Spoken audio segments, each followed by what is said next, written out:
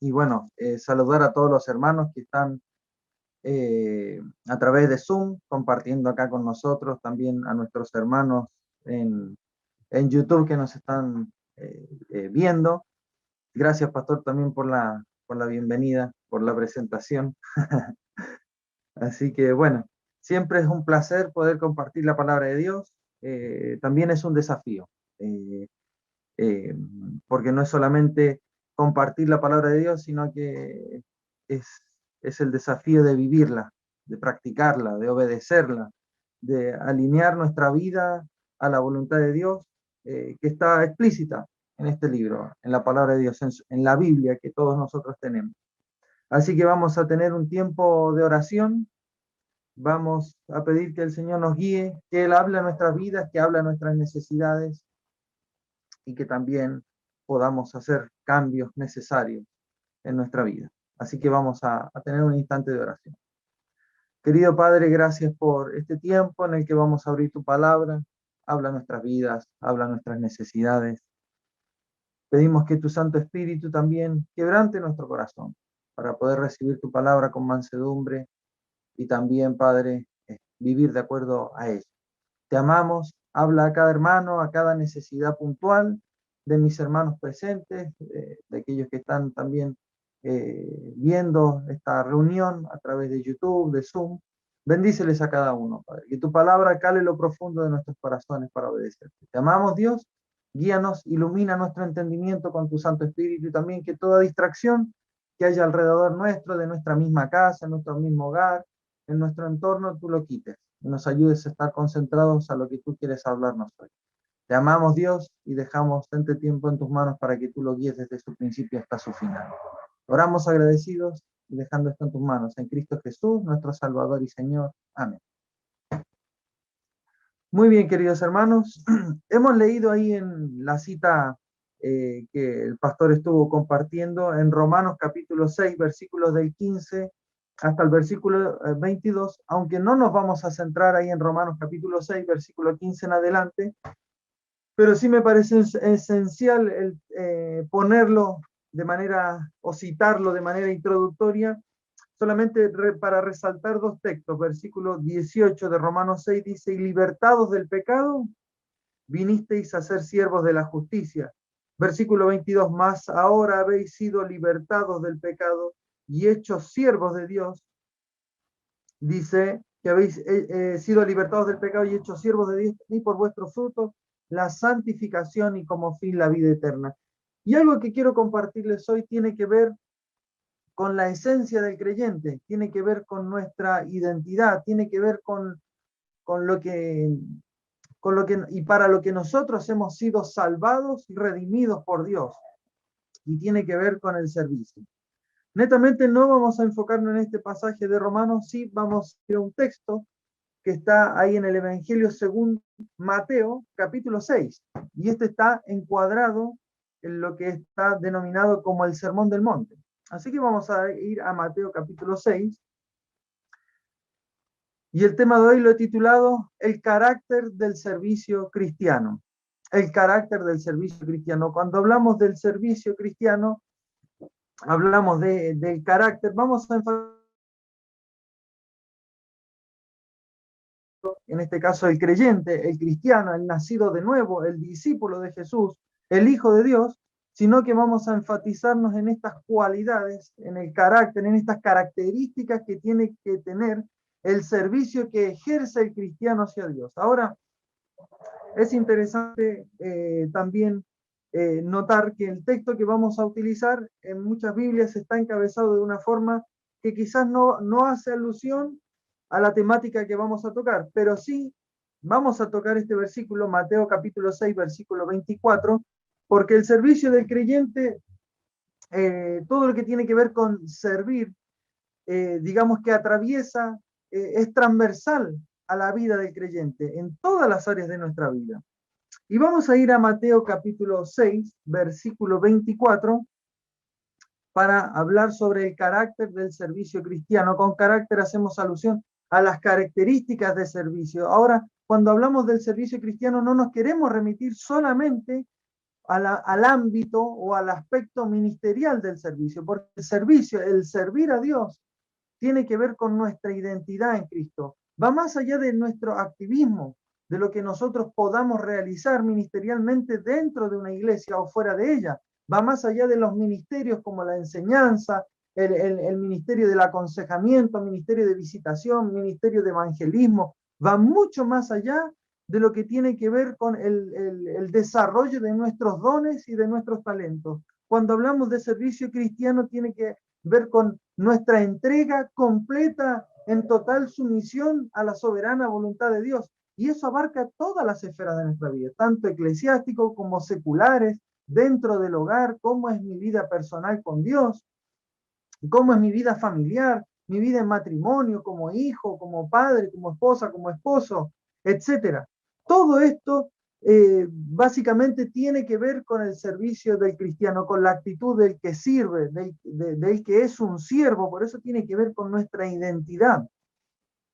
El servicio tiene que ver con nuestra identidad en Cristo, en quiénes realmente somos y lo que somos. Este servicio tiene que ver también con el señorío de Cristo en nuestras vidas, porque alguien que sirve básicamente tiene que tener a una comunidad que sirva o también a una persona que esté por sobre nosotros a quien nosotros sirvamos. Por eso el servicio que el creyente hace, no hablando solamente del aspecto ministerial, sino en conjunto, todas las áreas de nuestra vida, tiene que ver con nuestra entrega al Señor Jesucristo, el señorío de Jesucristo. Ahora vamos a basar nuestro tema de hoy en Mateo capítulo 6, versículo 24. Y dice así Mateo 6, 24.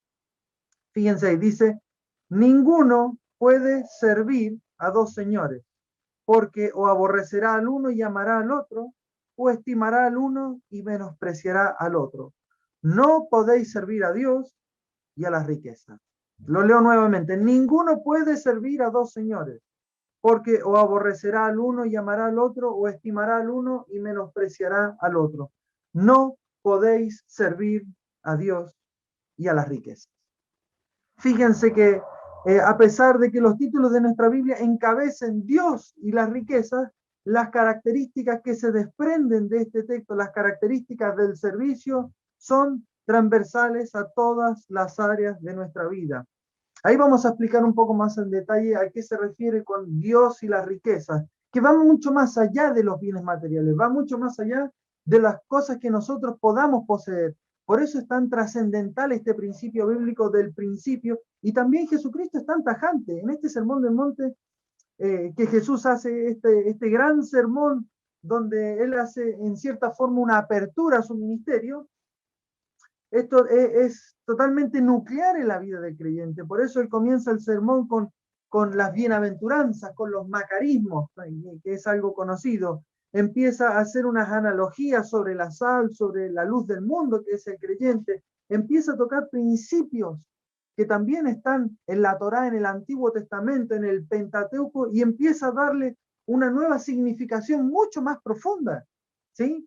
Y llegamos a esta parte sobre el servicio, por eso es tremendamente significativo las palabras de Jesús, porque en cierta forma le da la verdadera profundidad y sentido al mandamiento de que nadie puede servir a dos señores, porque a uno va a aborrecer, al otro amará, a uno estimará más y al otro va a menospreciar. Por eso él dice, no se puede servir de ningún modo a Dios y a la riqueza.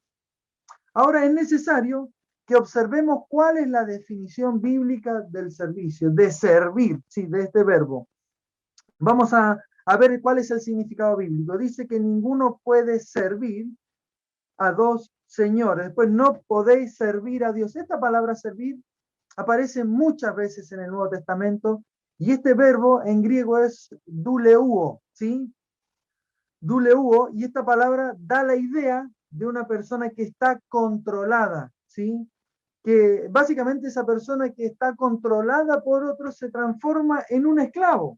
Y por consecuencia, esta persona sirve como un esclavo. ¿Se entiende? Es una persona que está sometida a alguien, es alguien que no se pertenece a sí mismo, sino que pertenece completamente a otro. Ahora, cuando uno va a los escritos de Pablo, a las cartas paulinas y también algunas de las epístolas generales, fíjense el encabezado de las Biblias, el encabezado de estas cartas, ¿sí? en este caso Pablo comienza a escribir, cuando él dice, Pablo, siervo de Jesucristo. El verbo es duleuo, servir como esclavo, pero siervo se deriva de ese verbo y es dulos. Significa una persona que es esclavo, que no tiene derecho, que su amo no tiene por qué darle las gracias, no tiene por qué darle un pago o una retribución por el servicio que él hace. Entonces Pablo, él se identifica como un siervo, como un esclavo, ese es el original.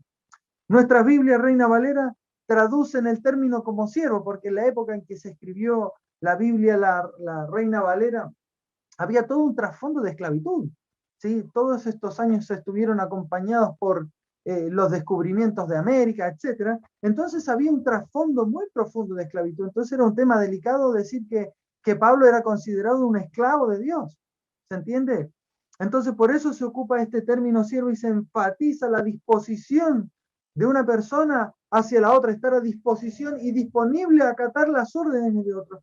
Pero Pablo, básicamente, utilizando este mismo concepto, da la idea de que él es un esclavo, está prisionero, está en cadenas sirviendo a su amo, que es Jesucristo. Ese básicamente es el significado, podríamos definir el término de servir, ser controlado, ser esclavo, servir como un esclavo, estar sometido a alguien.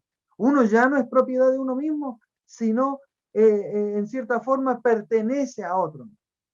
Ahora este término, en el desarrollo del Nuevo Testamento y también del Antiguo, en el Antiguo se escribió en hebreo. El término hebreo equivalente a duleuo, a servir como esclavo, es ebed. En este caso, dulos es esclavo, ebed es esclavo, pero en hebreo. Y en este sentido, en este trasfondo tanto del Antiguo como del Nuevo Testamento, en primera instancia tuvo un sentido más que todo peyorativo, fue algo despectivo, ¿se entiende? El esclavo era mirado en menos. En las leyes que nosotros encontramos en el Antiguo Testamento respecto a la restitución de las cosas, respecto al valor de la propiedad, una propiedad podía tener tanto igual o mayor valor que un esclavo. Entonces, por eso es algo que era mirado con desdén, era algo peyorativo, era algo ofensivo, era algo mal visto el término esclavo, de que una persona esté esclavizada, esté sometida a otro. Ahora, ¿por qué tiene este sentido? Porque básicamente cuando se origina este concepto de esclavitud y uno indaga, estudia el tema de la esclavitud a través de la historia, uno ve que la esclavitud hace referencia a la dependencia y sumisión por actos de violencia hacia otros hombres. ¿Se entiende? Entonces, todo este tema de esclavitud, de someter a otros, siempre fue de alguna forma impuesto por el ser humano de forma violenta, de forma dañina. Entonces, por eso los esclavos eran tratados mal, eran mirados en menos, se imponía la fuerza, se imponía el dominio y la autoridad por la fuerza, por la violencia. Entonces el esclavo era mirado en menos.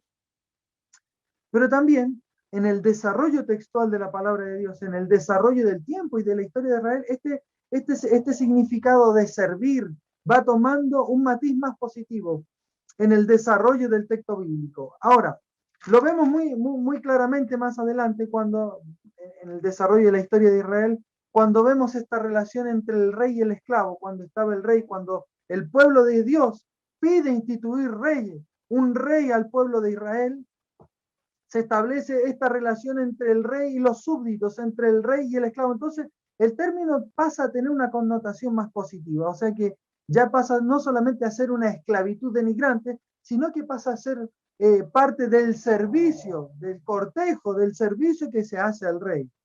Ahora, cuando llegamos al Nuevo Testamento, toma un sentido más especial, porque la esclavitud, digamos, o servir como esclavo está vinculado en la relación de Dios con los hombres. El hombre es valorado como esclavo ya que esta esclavitud se funda, ¿sí? Nace, se deriva de la relación personal que el ser humano tiene con Dios. Toma un carácter de servicio divino. Por eso es sumamente importante, queridos hermanos, el servicio que el creyente hace a Dios, porque es un servicio divino, es una entrega voluntaria. Servimos al Dios vivo y verdadero, no servimos a los hombres, no servimos a los bienes materiales, sino que nuestro servicio hace que nuestra vida tenga un valor, porque a quien servimos es trascendente por sobre todas las cosas. Tenemos implantada la imagen de Dios en nosotros mismos. Entonces hace que nuestro servicio tome sentido, sea significativo. Tenemos algunos ejemplos. Josué capítulo 1, versículo 1 del Antiguo Testamento y que más o menos da un poco la idea de este concepto del servicio, de este servicio divino. Fíjense, Josué 1:1 dice: aconteció después de la muerte de Moisés, siervo de Jehová, esclavo de Jehová, Ebed de Adonai. Esa es la idea principal. O sea que Moisés era considerado un siervo de Dios, era considerado un esclavo de Dios, pero era un puesto digno también, porque era un servicio divino que lo otorgaba, era un portavoz de Dios, era alguien que de alguna forma era las manos de Dios en la ejecución de su plan de redención con el pueblo de Israel. También tenemos otro ejemplo, el profeta David, muchas veces, profeta, rey y también escogido por Dios. En los salmos vemos que él también tiene esa actitud de ser un siervo de Dios. Fíjense que él mismo se identifica, Salmo capítulo 19, versículo 11. Si quieren pueden acompañarme. Salmos capítulo 19, versículo 11. Hablando sobre la ley perfecta de Jehová, que convierte el alma, el testimonio de Jehová es fiel, etcétera. Los mandamientos de Jehová son rectos, su precepto es puro, el temor de Dios es limpio, los juicios de Jehová son verdad, todos justos. Versículo 10, deseables son más que el oro, etcétera. Y dice el versículo 11, tú, siervo, tú, Ebed, tú, esclavo, tú, en el equivalente griego, tú, dulos, es además amonestado con ellos. En guardarlos hay grande galardón. Fíjense que David se consideraba a él mismo como un esclavo, como un sirviente de Dios, como alguien que entrega completamente su voluntad a la voluntad de Dios. El que sirve, el que es esclavo pasa a una posición elevada y de responsabilidad. Pero también hay algo importante acá. El esclavo que pasa a una posición y elevada de responsabilidad ante los ojos de Dios, lo que es el creyente, el cristiano hoy en día, también requiere la obediencia total y absoluta a su Señor. De eso tiene que ver el señorío de él y también del servicio del creyente, de que el creyente debe servir a Dios.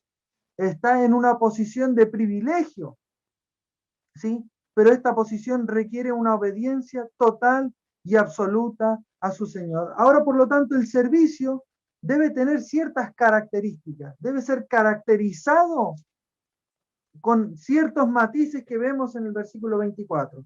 En primer lugar, fíjense, ninguno puede servir a dos señores. En primer lugar, el servicio del creyente debe ser exclusivo, ¿sí?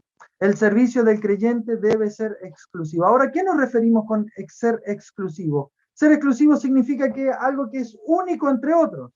Es algo también que pertenece solo a uno y no a otros.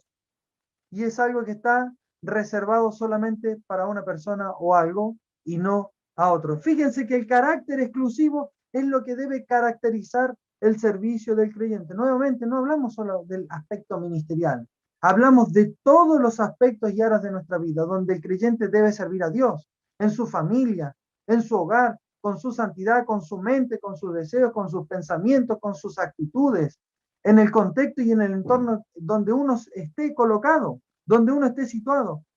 Entonces Dios nos llama a hacer un servicio exclusivo. Ninguno puede servir a dos señores. Ahora Jesús cuando le hablaba a toda la audiencia, es un término general.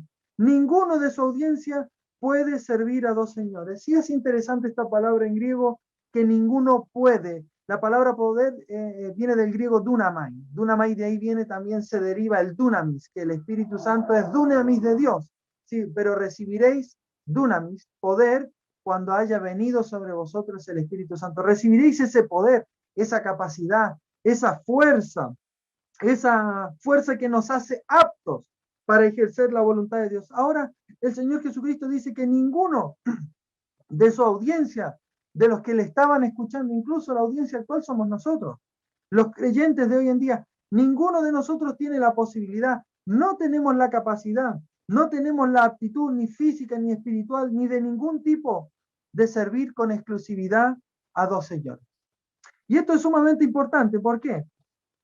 Porque nadie puede servir completamente, ni con plena lealtad, ni en total sumisión a dos personas. Siempre va a haber una división, siempre la voluntad, siempre la sumisión se va a disgregar cuando hay dos señores.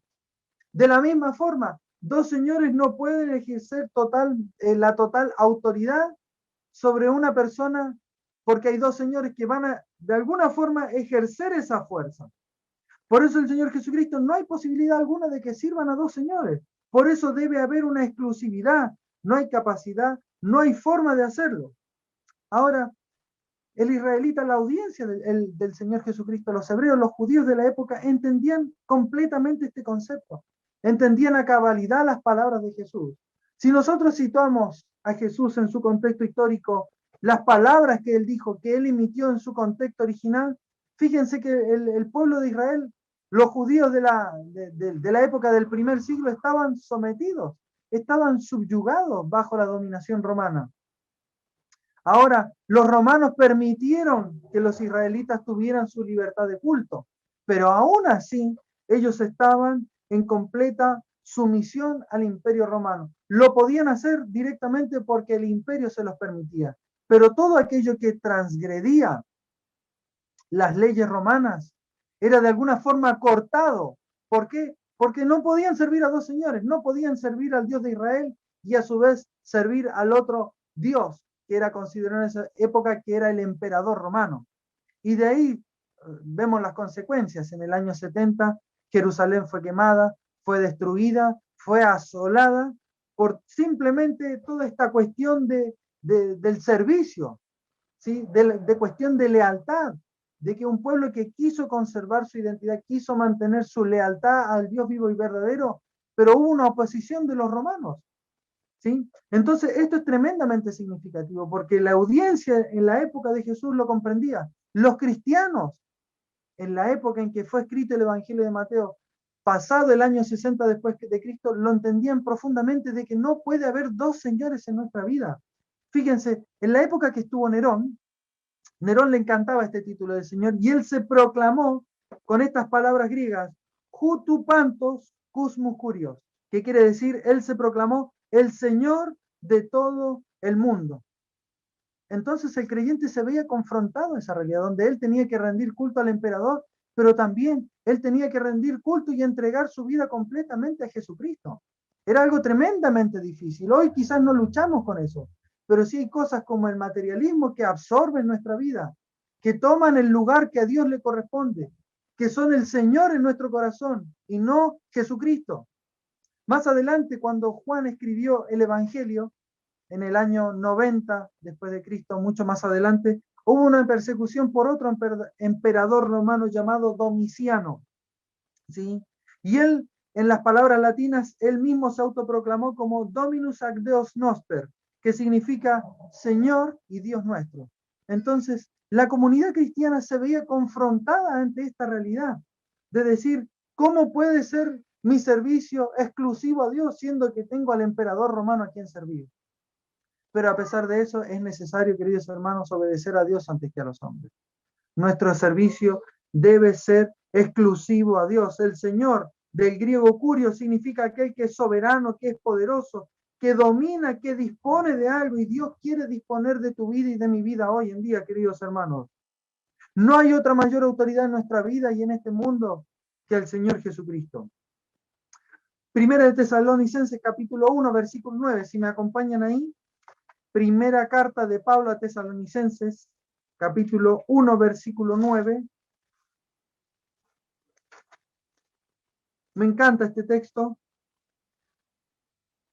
Dice así, porque ellos mismos cuentan de nosotros la manera en que nos recibisteis y cómo os convertisteis de los ídolos a Dios para servir, duleuo, al Dios vivo y verdadero. ¿Cómo os convertisteis de los ídolos a Dios para servir al Dios vivo y verdadero? Ahora, cuando hablamos de este servicio, de esta exclusividad, el creyente es libre en Cristo, sí, pero el creyente, como leímos en Romanos, es libre para servir a Dios, ¿se entiende?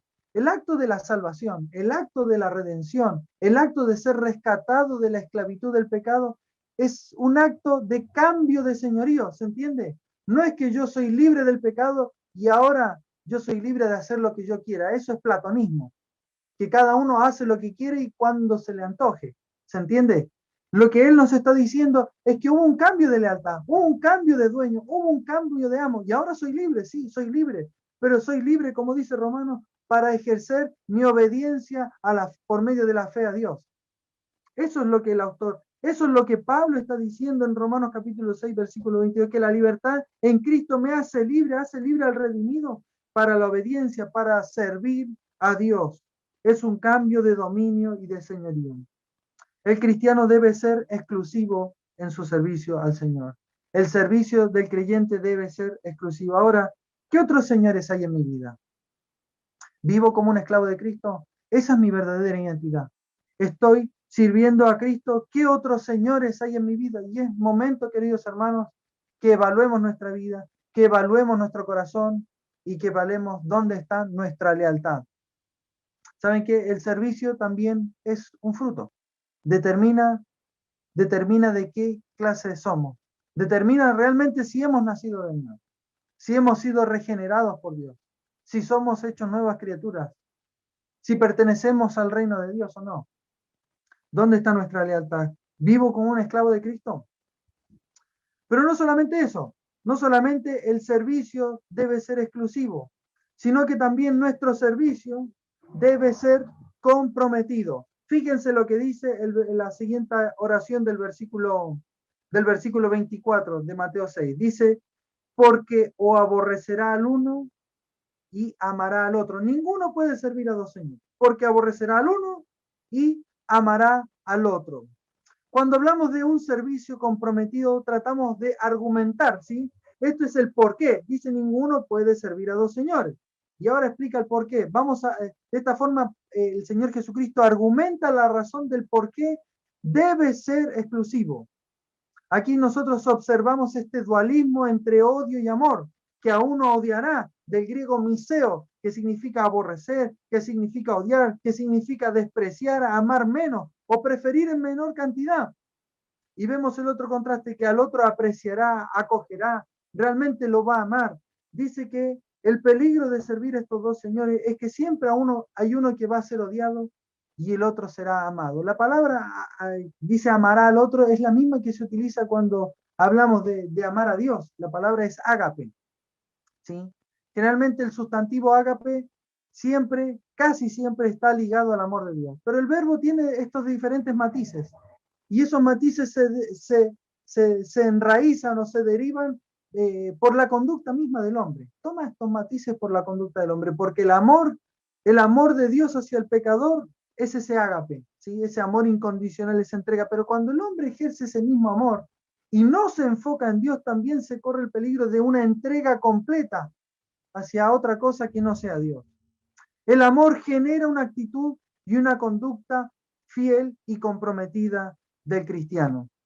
Por eso hablamos de que el servicio debe ser comprometido. La persona que ama se compromete, porque amar es una decisión.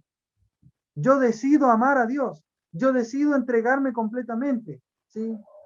El amor también pasa por una cuestión emocional, pero básicamente y sustancialmente es una decisión de amar, de entregarse, de negarse a sí mismo, de entregarlo todo, ¿sí? De abstenerse, de vivir una vida en completa entrega y someter la voluntad. Por eso es una decisión.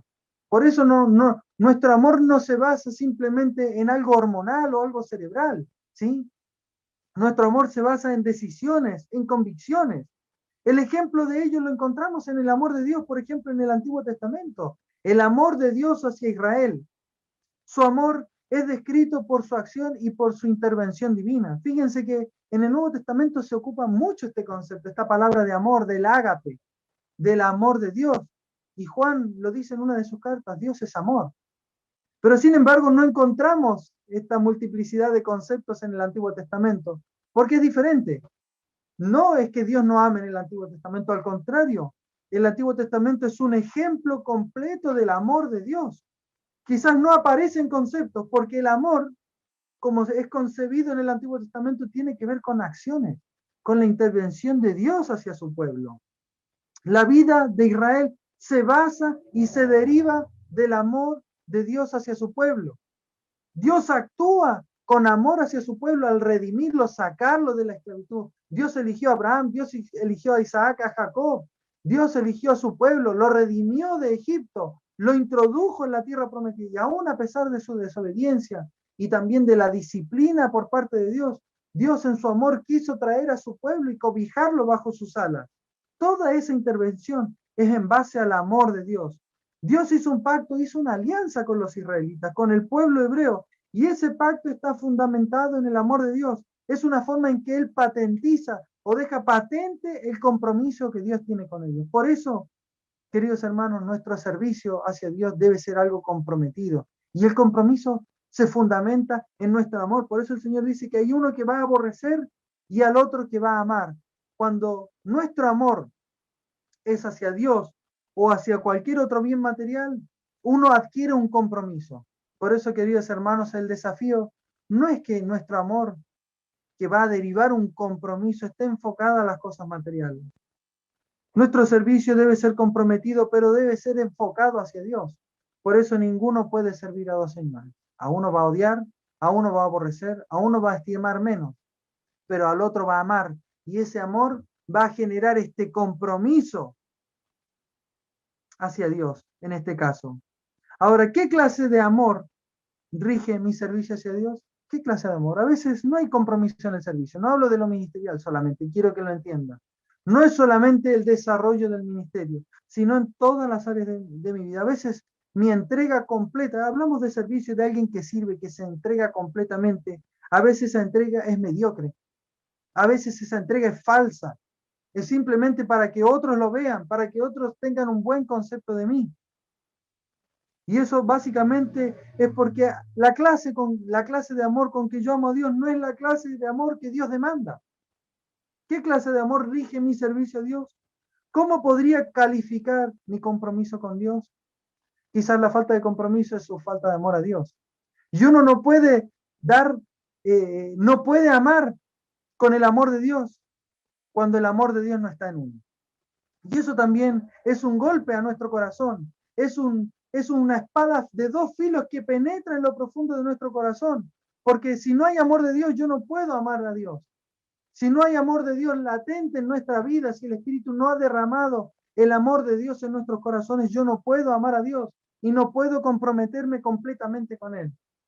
Por eso es un llamado, queridos hermanos, a que evaluemos nuestro corazón. ¿Qué clase de amor hay en nuestro corazón? ¿Qué clase de amor de alguna forma rige el servicio hacia Dios? ¿Cómo podría calificar mi compromiso con Dios? Pero también vamos a ver otro matiz, otra característica. No solamente el servicio del creyente debe ser exclusivo, no solamente tiene que ser comprometido, sino que también el servicio a Dios debe ser sólido. Debe ser sólido. ¿A qué voy con esto? Fíjense, ninguno puede servir a dos señores, porque o aborrecerá al uno y amará al otro, y fíjense, o estimará al uno y menospreciará el otro. Nuevamente vamos a argumentar la razón de esta exclusividad del servicio. El servicio exclusivo descansa sobre el compromiso, y este compromiso está fundamentado en amor, en su amor. El servicio se torna en algo sólido porque el amor produce un apego, un aferro, un estado de firmeza, dando solidez al servicio. La mejor traducción para esta palabra estimará al uno, la palabra griega es antejomai, y antejomai da la idea de alguien que se aferra, o sea, yo estoy amando a algo y por eso me comprometo, pero ahora yo me aferro, me sujeto, me mantengo firme, estoy sosteniendo un compromiso. Entonces, cuando no hay firmeza o apego, comienza a menguar este compromiso, se empieza a diluir y se transforma en un menosprecio. La palabra ahí dice y menospreciará al otro. La palabra de menospreciar es catafroneo. Froneo tiene la idea de un pensamiento, de una consideración, de una idea que yo tengo respecto hacia algo. Ahora, catafroneo da la idea de que yo, la percepción que tengo sobre algo, sobre alguien, es muy baja. Está fuera de lugar, es algo que yo ya no tengo valor, sino que básicamente lo desprecio, lo desecho, lo dejo de un lado. Entonces, ninguno puede servir a dos señores, porque a uno va a amar y al otro va a odiar. A este que odio, yo directamente termino desechándolo, haré escarnio de él, haré un desprecio de él, pero al que amo, yo me voy a aferrar, me voy a mantener firme, voy a sostener ese compromiso y eso se transforma en un servicio sólido, ¿sí? Es cuando ese compromiso se mantiene en el tiempo, cuando ese compromiso se mantiene a pesar de la adversidad y de las dificultades, cuando ese compromiso se mantiene a pesar de que estoy sirviendo a Dios con personas que quizás no me agradan. Ese compromiso se mantiene y se sostiene en el tiempo, a pesar de las adversidades que yo puedo enfrentar, a pesar del pecado con el que yo estoy luchando. Y eso hace que el servicio se caracterice por ser sólido, porque el creyente se aferra a eso, se apega, se mantiene firme, se mantiene constante en el tiempo. Este término tiene una connotación práctica porque servir a Dios requiere de una firmeza de carácter, requiere de una firmeza en las convicciones. Queridos hermanos, el creyente se mueve por convicciones, no se mueve por otra cosa. El creyente se debe mover por convicciones. Y las convicciones obviamente están fundamentadas en la palabra de Dios. Y cuando esas convicciones fundamentadas en la palabra de Dios, uno las logra vivir, uno tiene un carácter firme, un carácter sólido, y nuestro servicio es firme, es sólido, y se mueve por convicciones. El servicio de Dios también requiere una acción constante, requiere de firmeza en el sacrificio, requiere de firmeza, queridos hermanos, a la hora de abandonar la comodidad, requiere de firmeza cuando hay que cultivar la comunión con Dios, requiere de firmeza cuando hay que practicar y mantener la santidad personal. Es transversal, atraviesa todas las esferas de nuestra vida. Por eso, queridos hermanos, el servicio del creyente debe ser sólido, debe ser firme, debe ser estable, debe mantenerse en pie en todas las áreas de nuestra vida, en todos los ejes de nuestra vida. Ahora, queridos hermanos, ¿qué hace que mi servicio a Dios pierda solidez? Siempre hay estorbo, siempre hay piedras en el camino, siempre hay obstáculos, pero depende de nosotros, queridos hermanos, de que nuestro servicio pierda o no solidez. Ahora, ¿qué hace que mi servicio a Dios pierda solidez? ¿Qué hábitos pueden dar firmeza a mi compromiso y servicio al Señor?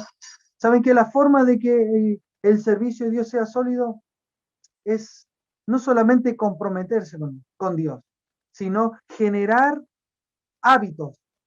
Y los hábitos finalmente van a hacer que los hábitos en el creyente transformen a la persona, transformen al creyente y la persona tenga una conducta. Y esa conducta va a generar un carácter. Fíjense que es una cadena. Por eso, ¿qué hábitos pueden dar firmeza a mi compromiso y servicio al Señor? El servicio del creyente debe ser sólido.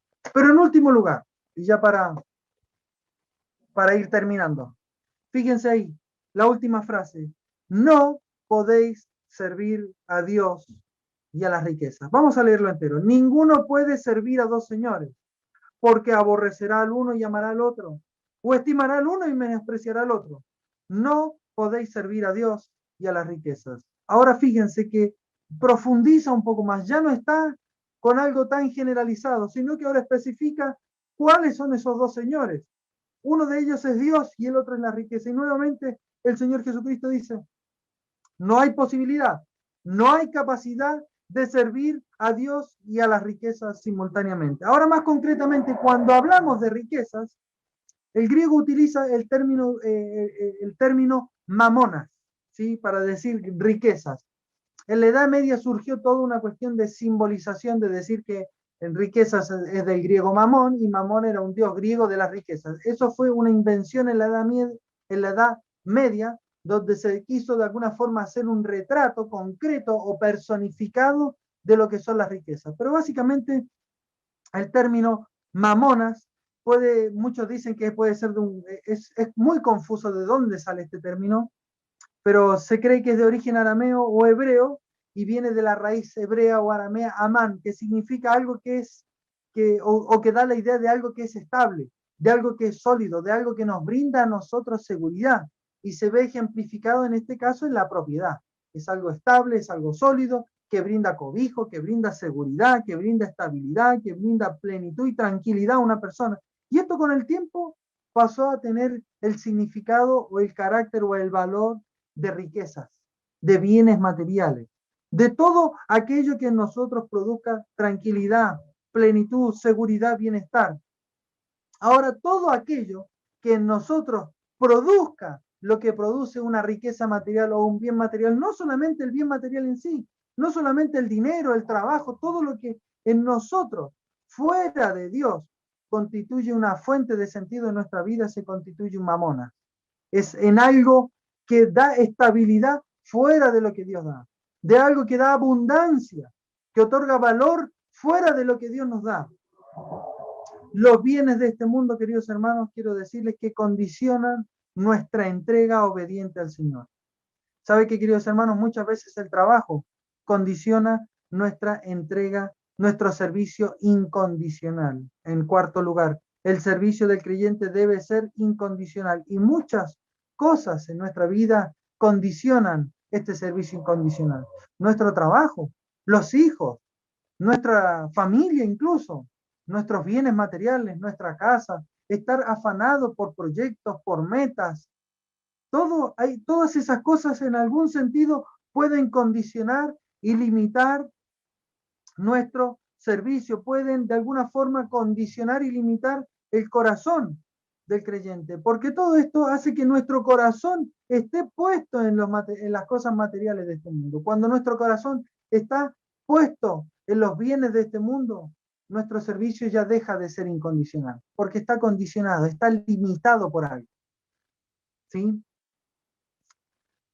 Primera de Juan, capítulo 2, versículo 15 al 17.